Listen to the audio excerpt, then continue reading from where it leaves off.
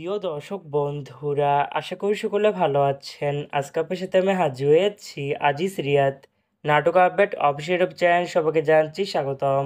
আজকে আপনার সাথে যে নতুন এক নাটক নিয়ে হাজির হলাম, সে নতুন এক নাটকটির নাম হচ্ছে কাবিনের বোঝা। এই নাটকটির ভিতরে বরাবরের মতন অভিনয় করতে দেখা যাবে শামীম হাসান সরকারকে ও তানিয়া বৃষ্টিকে।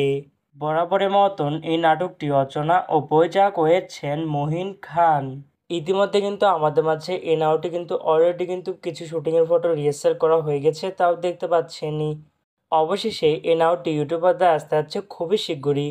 নাটকটি আপনারা দেখতে পারবেন খুবই শীঘ্রই শুধুমাত্র KSL এন্টারটেনমেন্ট এর অফিসিয়াল ইউটিউব চ্যানেলে।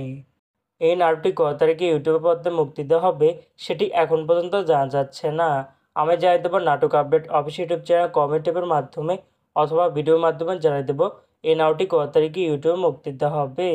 কাবিনের বোঝা শিরোনামের নাটকটি দেখার জন্য কারা কারা অপেক্ষা আছেন সেটি কিন্তু অবশ্যই কমেন্ট করে জানতে পারেন।